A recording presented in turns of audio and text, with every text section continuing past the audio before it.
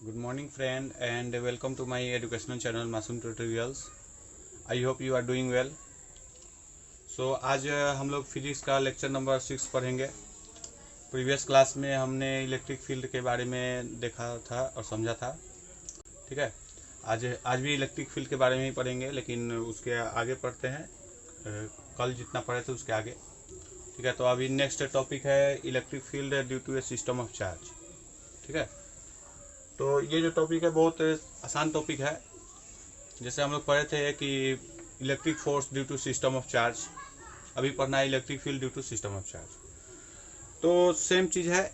जैसे यहाँ पर क्या है, electric field due to system of charge. जैसे ये पहले डायग्राम समझते हैं। जैसे यहाँ पर बहुत सारे चार्ज है, Q1, Q2, Q3, Qn charge तक है। Qn n का वैल्यू कुछ भी हो सकता है, 1 2 3 4 5 6 7 8 भी हो सकता है ना।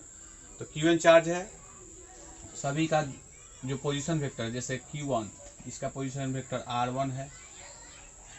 ठीक है, Q2 का पोजीशन वेक्टर R2 है वेक्टर के फॉर्म में, Q3 का R3 position vector, and Qn का पोजीशन वेक्टर है Rn from some origin point. ये जो है ओरिजिन है।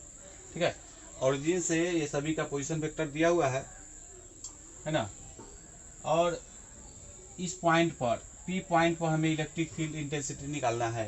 यहाँ पर electric field due to system of charge, इस पॉइंट पर ये जो बहुत सारा सिस्टम ऑफ चार्ज है उसके कारण इलेक्ट्रिक फील्ड निकालना है। अगर यहाँ ओरिजिन से P का पोजीशन वेक्टर अगर R मैंने मान दिया, मतलब हमको फाइंड आउट करना है इलेक्ट्रिक फील्ड इंटेंसिटी ER।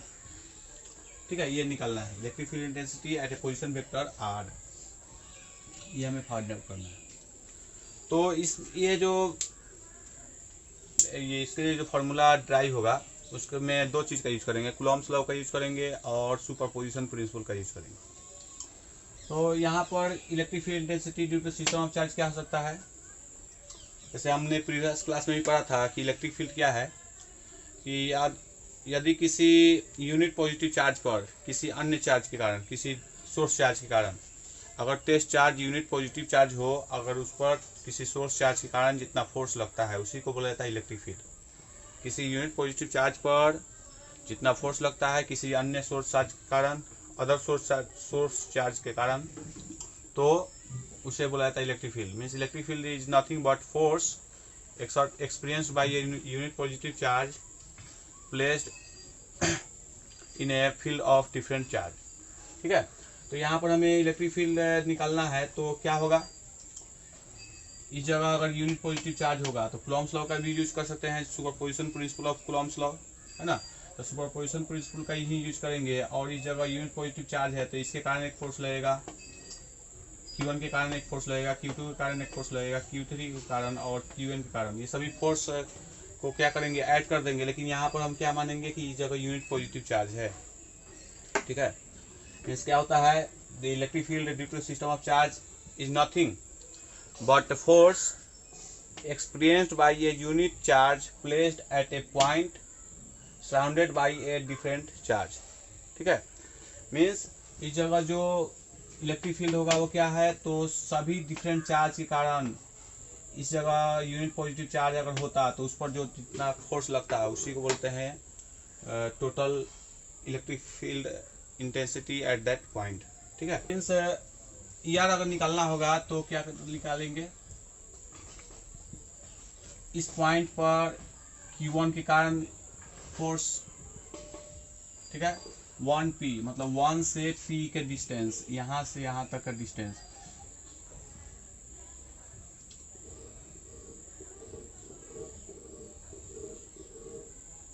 इसको वेक्टर फॉर्म में क्या लिखेंगे, R1P। ठीक है, उसी तरह यहाँ से Q2 से P के डिस्टेंस को बोलेंगे R2P। उसी तरह Q3 से P के डिस्टेंस को बोलेंगे R3P और Qn से डिस्टेंस को बोलेंगे RNP। ये डिस्टेंस है वेक्टर फॉर्म में। So ER is equal to E1P। Q1 के कारण इस पॉइंट पर जो इलेक्ट्रिक फील्ड इंटेंसिटी होगा उस ये plus E2P electric field intensity due to charge Q2 plus E3P electric field intensity due to charge Q3 plus dot dot ENP। इसको हम लोग ऐसे लिख सकते हैं। यहाँ पर ऐसे बहुत सारा वर्ड में लिखना होता है कि let there are Q1 Q2 Q3 dot dot QN charge is placed in at system and there is a point and there position vector. ये सभी का पोजिशन वेक्टर क्या है? तो R1 R2 R3 Rn and there is a point P whose position vector is R। So we have to find out the total electric field at that point. इस जगह electric field हमें find out करना है, ये पहले लिखेंगे, ठीक है। So electric field at that point is the total force experienced by a unit charge placed at that point, okay, by the surrounding charge. Total surrounding charge के कारण इस जगह अगर यूनिट पॉजिटिव चार्ज होता है तो उस पर जितना फोर्स लगेगा सभी को जोड़ देंगे तो वही होगा electric field intensity at that point. ये जो है superposition principle of electric force जैसा ही है ना। तो ER का वैल्यू क्या हो जाएगा? ER इक्वल टू E1P क्या होगा? 1/4 पाई एप्सिलॉन 0 Q। जैसे Q1 E1 के लिए Q1 R1P वेक्टर R1P ये होगा E1P प्लस E2P क्या होगा? 1/4 pi epsilon 0 Q2 by R2P vector plus 1/4 pi epsilon 0 Q3 by R3P vector plus dot dot 1/4 pi epsilon 0 QN। मतलब QN means charge QN के कारण इस पॉइंट पर electric field, ठीक है। QN by RNP vector RNP, ठीक है। ये हो गया total field electric field intensity at that point, ठीक है। अगर कोई डिफिनेशन पूछे कि वाट, इसका डिफिनेशन कैसे लिखेंगे? The total electric field at that point is the force experienced by the different charge on a unit positive charge placed at that point। इस पॉइंट पर यदि एक यूनिट पॉजिटिव चार्ज होता है तो उस पर ये सभी चार्ज के कारण जितना फोर्स लगेगा उसी को बोलेंगे total electric field at that point, ठीक है। ये हुआ। और ER मीन्स पोजीशन वेक्टर है, यहाँ से यहाँ तक के डिस्टेंस को R बोला जा रहा है, ठीक है। ER equal to 1/4 pi epsilon 0 common ले सकता हूँ Q1 बाई R1P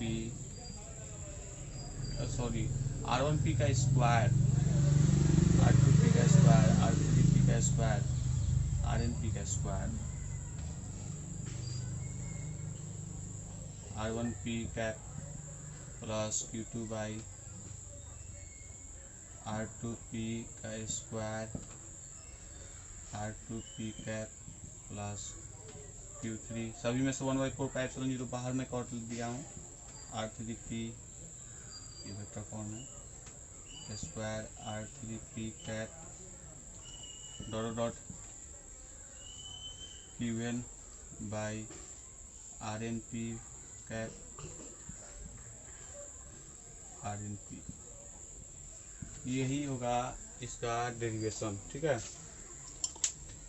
जो रिक्वायर्ड हमको डेरिवेशन है वो ये है। Electric field due to system of charge अगर पूछे एग्जाम में, पहले डायग्राम बनाएंगे, उसके बाद जो मैं डिफिनेशन बोला था उसके बारे में लिखेंगे कि यहाँ पर Q1 Q2 Q3 QN charge है। We have to find out the electric field intensity at that point.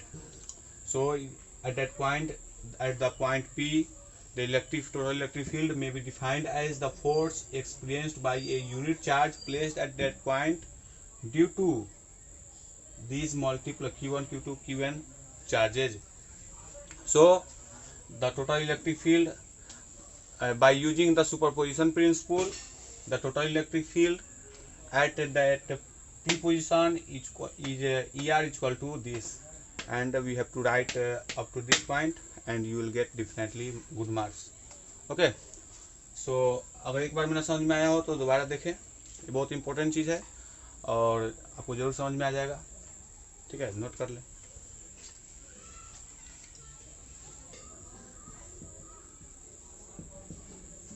अभी हम लोग देखते हैं physical significance of electric field, मतलब इलेक्ट्रिक फील्ड का क्या इम्पोर्टेंस है फिजिकली, ठीक है, मतलब इसका यूज कहाँ कहाँ पर किया जाता है, इलेक्ट्रिक फील्ड का यूज या उसका इम्पोर्टेंस क्या है। तो फिजिकल सिग्निफिकेंस में मीन्स इसका क्या इम्पोर्टेंस है, तो कोई भी इन्वायरमेंट का इलेक्ट्रिकल प्रॉपर्टी जो होता है, इलेक्ट्रिकल प्रॉपर्टी या इलेक्ट्रिकल इन्वायरमेंट उसका क्या है, कैसा है, तो उसको जो है हम लोग इलेक्ट्रिक फील्ड से ही मालूम करते हैं, ठीक है। दूसरा पॉइंट क्या हुआ कि इलेक्ट्रिक फील्ड जो है किसी भी टेस्ट चार्ज पर डिपेंड करेगा, टेस्ट चार्ज पर डिपेंड नहीं करता है, मतलब सोर्स चार्ज पर डिपेंड करता है। Electric field does not depends on test charge. Test charge में बताया था किसे कहते हैं, जो चार्ज को मैं किसी सोर्स चार्ज के अंदर मिलाऊं, तो जो चार्ज मैं ला रहा हूं अंदर उसी को बोलते हैं test charge. Its value is mainly very low, मतलब उसका वैल्यू जो है बहुत कम होता है as compare to source charge, ठीक है। तो टेस्ट चार्ज के मैग्नीट्यूड पर डिपेंड नहीं करता है। तीसरा इसका सिग्निफिकेंस क्या हुआ कि इलेक्ट्रिक फील्ड जो है चूँकि वेक्टर क्वांटिटी है, इसलिए ये डायरेक्शन भी दिखाता है कि इसका फील्ड का डायरेक्शन किधर है, और वो मैग्नीट्यूड भी दिखाता है, ठीक है। और क्या है चीज़ है इसमें, इलेक्ट्रिक फील्ड जो है चार्ज के कारण प्रोड्यूस होता है, लेकिन अगर दो चार्ज हो, ठीक है, एक प्लस एक Q1 एक Q2 चार्ज हो, तो अगर चार्ज एक्सेलरेटेड, अगर ये स्टैटिक चार्ज हो तो इलेक्ट्रिक फील्ड तो प्रोड्यूस होगा, लेकिन अगर एक चार्ज मूव करने लगे, मान लीजिए कि ये Q1 चार्ज मूव करने लगे टुवर्ड्स Q2, तो Q1 अभी यदि Q2 के ओर मूव करने लगे तो ये Q1 जो है एक वेव क्रिएट करता है जिसको बोलते हैं इलेक्ट्रोमैग्नेटिक वेव, है ना। इलेक्ट्रोमैग्नेटिक वेव को क्रिएट करता है जो टाइम डिपेंडेंट होता है, टाइम पर डिपेंड करता है, मतलब एकाएक क्रिएट नहीं होता है, टाइम थोड़ा सा टाइम लगता है क्रिएट होने में। मतलब ये जब एक्सेलरेटेड मोशन करेगा, Q1 चार्ज जब एक्सेलरेटेड मोशन होगा तो ये एक इलेक्ट्रिक वेव प्रोड्यूस करेगा जिसको बोलते हैं इलेक्ट्रोमैग्नेटिक वेव। इलेक्ट्रोमैग्नेटिक वेव ये Q1 के कारण प्रोड्यूस होगा, और ये इलेक्ट्रोमैग्नेटिक वेव लाइट की स्पीड से आगे ट्रेवल करता है। मतलब स्पीड ऑफ इलेक्ट्रोमैग्नेटिक वेव क्या होता है, speed of light equal to the speed of light. Electromagnetic wave का स्पीड जो है स्पीड ऑफ लाइट होता है, तो वो स्पीड ऑफ लाइट के स्पीड से वो ट्रेवल करेगा, और चूंकि ये वेव है इसके पास एनर्जी होता है। Electromagnetic wave is what, it is a source of energy, okay. तो सोर्स ऑफ एनर्जी है, तो ये जो एनर्जी है और ये Q2 से काउंटरएक्ट होगा और इस पर एक फोर्स क्रिएट करेगा, फोर्स लगाएगा, ठीक है। मतलब क्या हुआ, कोई भी चार्ज जो है वो स्टोर हाउस ऑफ एनर्जी होता है, कोई भी charge store house of energy होता है, क्योंकि अगर वो चार्ज गति करने लगे, मूव करने लगे, तो वो इलेक्ट्रोमैग्नेटिक वेव प्रोड्यूस करेगा और इस तरह हमें एनर्जी मिल सकता है, ठीक है। और एक चीज़ और कि इलेक्ट्रिक फील्ड को जो है सबसे पहले फील्ड टर्म से डिनोट किया था फैराडे ने। उससे पहले कोई नहीं जानता था कि इसको इलेक्ट्रिक फील्ड नाम क्या है, क्या नाम धरा है, लेकिन फैराडे ने सबसे पहले इसका नाम फील्ड रखा था, है ना। इलेक्ट्रिक फील्ड मैं इससे पहले भी बता चुका हूँ कि इलेक्ट्रिक फील्ड जो है मालूम ये डिनोट करता है कि कोई भी अगर यूनिट पॉजिटिव चार्ज उस पॉइंट पर जाए तो कितना फोर्स एक्सर्ट होगा। इसका मीनिंग यह है, मान लीजिए कि ये Q चार्ज है के कारण इस जगह इलेक्ट्रिक फील्ड जो हो 5 न्यूटन पर कूलम हो, 5 न्यूटन पर कूलम हो, कहाँ पर, इस पॉइंट पर, इस चार्ज के कारण, ठीक है, r डिस्टेंस पर। इसका मीनिंग यह हुआ कि अगर E का वैल्यू 5 है, 5 न्यूटन पर कूलम इलेक्ट्रिक फील्ड का यदि वैल्यू हो, इसका मीनिंग यह होगा कि अगर कोई यूनिट पॉजिटिव चार्ज को इस जगह लाएंगे तो फोर्स कितना क्रिएट होगा, फोर्स जो है Q के कारण उस पर लगेगा 5 न्यूटन, ठीक है। तो इलेक्ट्रिक फील्ड जो है मालूम करता है या बताता है हमें कि यदि इस जगह कोई यूनिट पॉजिटिव चार्ज आएगा तो उस पर कितना फोर्स लगेगा, ठीक है। This can be known by electric field, है ना। इलेक्ट्रिक फील्ड अगर मालूम हो तो हम बता सकते हैं कि कोई यूनिट पॉजिटिव चार्ज इस जगह आए तो कितना फोर्स लगेगा। So these are all significance of electric field. आगे देखते हैं।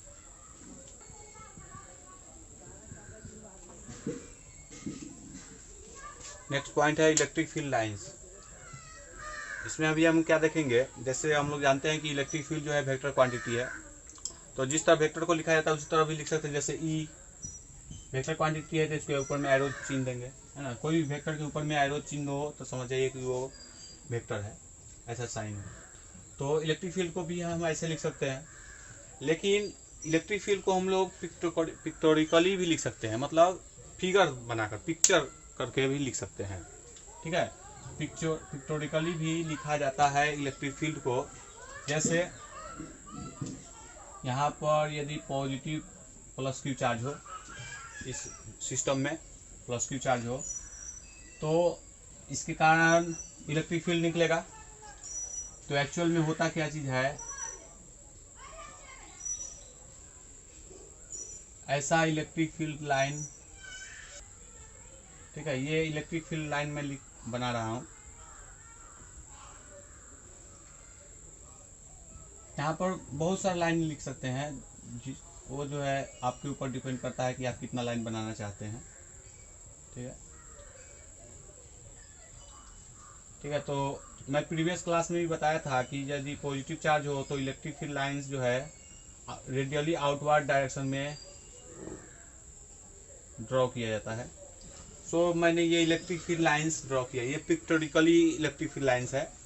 और यहाँ पर ध्यान से देखेंगे तो शुरू में लाइन लेंथ ऑफ लाइन जो है बड़ा है, उसका छोटा होता गया, उसका छोटा होता गया। तो ये एक्चुअल में ऐसे ही लिखा जाता है। सभी लेंथ जो है, सभी एरो का लेंथ सेम नहीं होगा। क्यों नहीं होता है? क्योंकि हम जानते हैं कि चार्ज के नज़दीक में इलेक्ट्रिक फील्ड जो है ज़्यादा होता है। जितना ही नज़दीक ज़्यादा चार्ज के नज़दीक कोई भी पॉइंट होगा, वहाँ पर इलेक्ट्रिक फील्ड का जो वैल्यू होगा वो बहुत ज़्यादा होगा। जैसे यहाँ पर कोई चार्ज हो तो इस जगह इलेक्ट्रिक फील्ड ज़्यादा होगा, यहाँ पर इलेक्ट्रिक फील्ड, ये पॉइंट ए है, ये पॉइंट बी है, यहाँ पर इलेक्ट्रिक फील्ड कम होगा इस पॉइंट पर। क्यों ऐसा होता है? क्योंकि ई का फॉर्मूला होता है 1/4πε0 Q/r², ये फॉर्मूला है। तो Q तो सभी के लिए सेम रहेगा, लेकिन डिस्टेंस जो है यहाँ पर छोटा सा डिस्टेंस है, तो छोटा से डिवाइड करेंगे तो वैल्यू ज़्यादा होगा, और यहाँ पर ज़्यादा डिस्टेंस ज़्यादा से डिवाइड करेंगे तो वैल्यू कम होगा।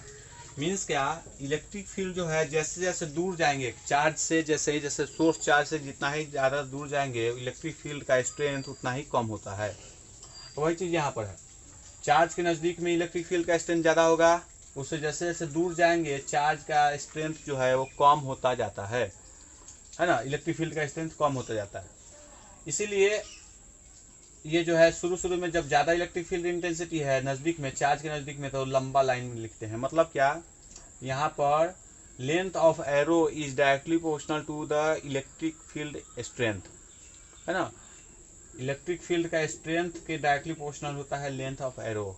जितना बड़ा एरो रहेगा उतना ही ज़्यादा जो है इलेक्ट्रिक फील्ड इंटेंसिटी होगा, है ना। तो इससे हम मालूम कर सकते हैं, बता सकते हैं कि कहाँ पर इलेक्ट्रिक फील्ड ज़्यादा होगा, कहाँ पर इलेक्ट्रिक फील्ड कम होगा। जैसे यहाँ ये लेंथ बड़ा है, ये लेंथ छोटा है, इसका मीनिंग यह हुआ कि यहाँ पर इलेक्ट्रिक फील्ड ज़्यादा होगा, यहाँ पर इलेक्ट्रिक फील्ड कम होगा। तो इस तरह जो है पिक्टोरिकली लिखा जाता है। लेकिन अगर यदि इसको सभी को मिला दे तो ऐसे भी लिखा जाता है ना। ऐसा भी मैं लिखा था पहले, ये सभी को अगर मिला दूँ तो इसमें तो एक ही एरो हुआ। अब इसमें कैसे मालूम चलेगा कि इलेक्ट्रिक फील्ड इंटेंसिटी कहाँ पर ज़्यादा है, कहाँ पर कम है? और बना देता हूँ। एक वो तरीका था और ये एक तरीका भी बता रहा हूँ।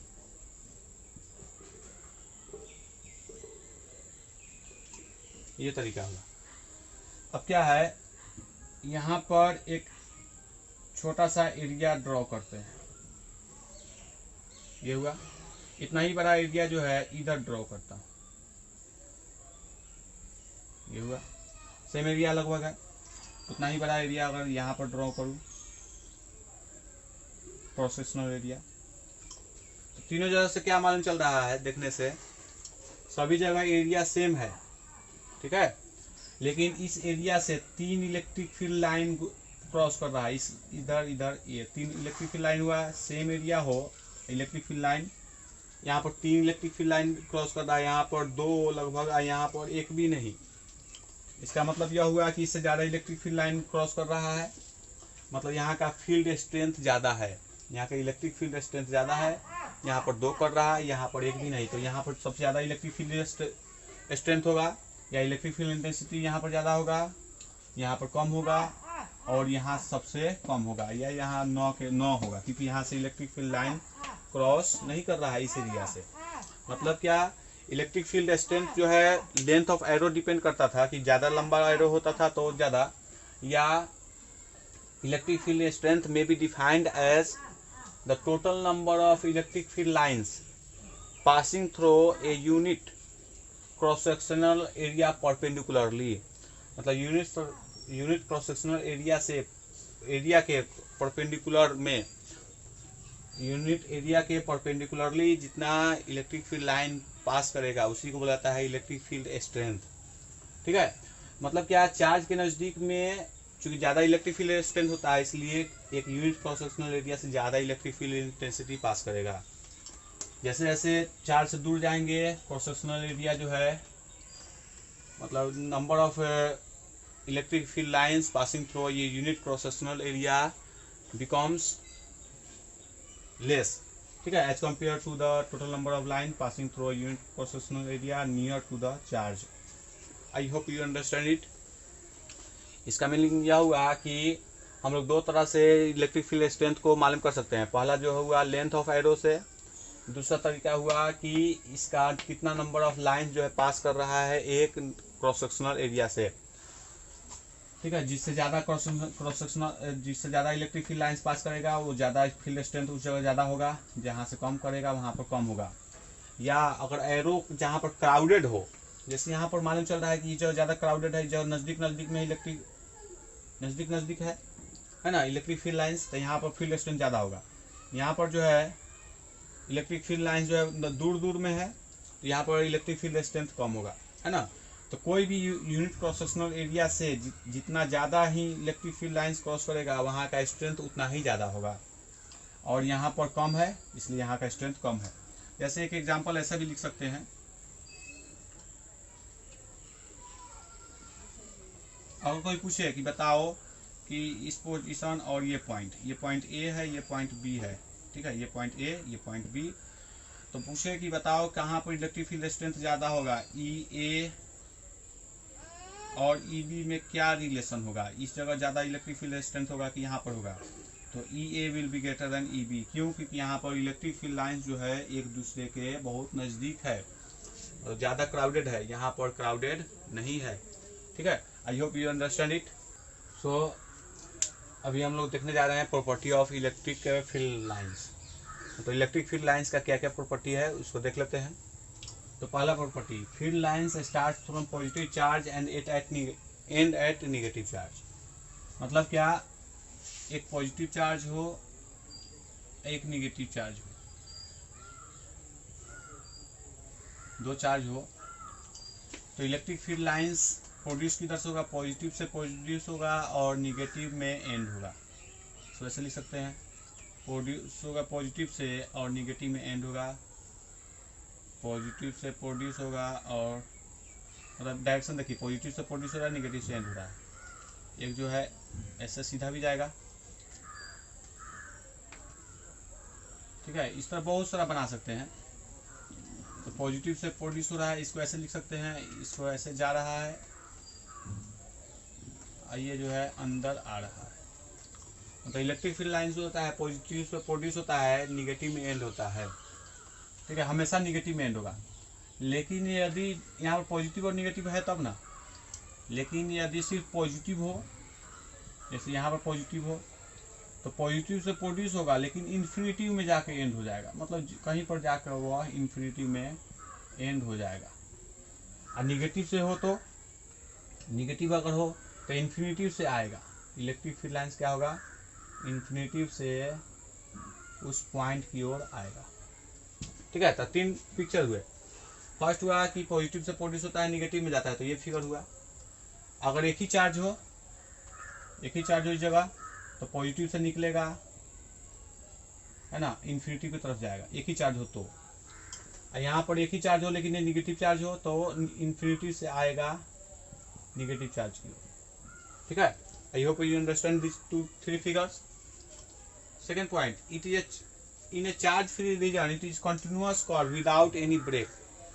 मतलब इलेक्ट्रिक फील्ड लाइंस को हम लोग कंटिन्यूअस कर्व के रूप में लिखते हैं, ब्रेक करके नहीं। जैसे यहाँ पर ऐसा नहीं हो सकता कि कोई, जैसे यहाँ पर कोई चार्ज हो, ऐसा नहीं हो सकता है कि यहाँ से ऐसे निकला फिर जो है गायब हो जाए फिर जो है ऐसे निकल जाए, ऐसा नहीं होता है। अगर ये होगा तो ये कंटिन्यू कर्व होगा, कंटिन्यूअस कर्व होगा, ठीक है। तो इलेक्ट्रिक फील्ड लाइन जो होता है कंटिन्यूअस कर्व होता है, not any break, without any break. यहाँ पर ऐसा ब्रेक नहीं होगा, ये जो है बीच में कुछ गैप नहीं हो सकता है, यहाँ पर ऐसा नहीं हो सकता खाली हो जाए, है ना, यहाँ से फिर स्टार्ट हो जाए, ऐसा नहीं होता है। ये कंटिन्यूअस ब्रेक, कंटिन्यूअस कर्व होता है, ठीक है। तो electric field lines is a continuous curve without any break. Third point है two field lines can never cross each other. Third point जो है बहुत इंपॉर्टेंट पॉइंट है कि दो तो इलेक्ट्रिक फील्ड लाइन, जैसे एक ये इलेक्ट्रिक फील्ड लाइंस हुआ और ये इलेक्ट्रिक फील्ड लाइंस, तो यहाँ पर क्या मैंने दिखा दिया कि दोनों क्रॉस कर दिया एक दूसरे को, यहाँ पर कट कर दिया। तो ये क्रॉस कभी नहीं करेगा, ये ऐसा कंडीशन कभी होता नहीं है। क्यों नहीं होता है? क्योंकि हम जानते हैं कि इलेक्ट्रिक फील्ड लाइन जो है वेक्टर क्वांटिटी है, ठीक है। तो वेक्टर क्वांटिटी है तो उसमें मैग्नीट्यूड भी होगा और डायरेक्शन भी होगा, ठीक है। तो अगर दो इलेक्ट्रिक फील्ड लाइंस कट करेगा तो एक का तो डायरेक्शन हो गया इधर, एक का डायरेक्शन हो गया इधर, तो दो तो डायरेक्शन हो गया, अब मैग्नीट्यूड क्या है? एक ही है। तो ये कभी पॉसिबल है? नहीं पॉसिबल है कि एक चीज हो, एक ही मैग्नीट्यूड हो और दो तरफ डायरेक्शन हो, ऐसा कभी पॉसिबल नहीं है। जैसे हम लोग कोई फोर्स लगाते हैं तो फोर्स लगाएंगे तो एक ही तरफ ना जाएगा कोई ऑब्जेक्ट, कि इधर भी जाए और इधर भी जाए, ऐसा होगा? नहीं होगा। इसलिए ये पॉसिबल नहीं है। क्यों पॉसिबल नहीं है? क्योंकि at a point of intersection there will be two direction, दो टू डायरेक्शन होगा और वन मैग्नीट्यूड, एक ही मैग्नीट्यूड होगा और दो टू डायरेक्शन होगा, so it is not possible. That's why two field lines can not never cross each other. दो two electric field lines एक दूसरे को क्रॉस नहीं करते हैं। क्यों नहीं करते हैं? क्योंकि उनके पॉइंट ऑफ इंटरसेक्शन पर दो टू डायरेक्शन होगा और एक ही मैग्नीट्यूड है, जो पॉसिबल नहीं है, ठीक है। Fourth point, field lines do not form any close loop. ये जो है क्लोज लूप फॉर्म नहीं करता। जैसे यहीं पर देखिए, ये जो है ऐसे गया और ऐसे जाकर इस पे चला गया, लेकिन इधर से फिर रिटर्न नहीं होता है। अगर कोई कर्व होता है जो इधर से स्टार्ट होता और फिर इधर से ऐसे आ जाता, तो क्लोज लूप होता। जैसे अगर मान लीजिए प्लस क्यू चार्ज है, यहाँ पर माइनस क्यू चार्ज है, ठीक है। अगर कोई इलेक्ट्रिक फील्ड लाइंस अगर ऐसा होता है, इधर से पॉजिटिव से स्टार्ट होता, माइनस है, माइनस, ये प्लस। अगर इलेक्ट्रिक फील्ड लाइंस ऐसा होता कि ये प्लस से निकलता माइनस में जाता, फिर माइनस से निकलता प्लस में आता, तो ये क्लोज लूप हुआ, ठीक है। लेकिन ऐसा होता नहीं है। Electric field lines always comes out from the positive charge and goes into the negative charge. मतलब पॉजिटिव से निकलता है, नेगेटिव में जाता है, नेगेटिव से नहीं निकलता है, सिर्फ नेगेटिव में जाता है, ठीक है। तो सो electric field lines does not form any close loop. तो ये क्लोज लूप थोड़े है। क्लोज लूप कब होता है? जब नेगेटिव से निकल के फिर पॉजिटिव में आता, पॉजिटिव से निकला नेगेटिव में गया, नेगेटिव से फिर निकलता है पॉजिटिव में आता, तो उसको क्लोज लूप बोलते हैं। सो यहाँ तक समझ में आ गया होगा। सो कल जो है हम लोग इलेक्ट्रिक फ्लक्स के बारे में पढ़ेंगे, और I hope you understand all this terms. So आज के लिए इतना ही। अगर मेरे चैनल को सब्सक्राइब ना किए हो तो ज़रूर से ज़रूर सब्सक्राइब कर लें, और जितना से जितना ज़्यादा हो सके उतना अपने दोस्तों में, ग्रुप में शेयर करें, ताकि सभी को ये वीडियो जो है समझ में आए और सभी जो है इससे फ़ायदा उठा सके, ठीक है। सो कल मिलते हैं। Thank you, have a nice day.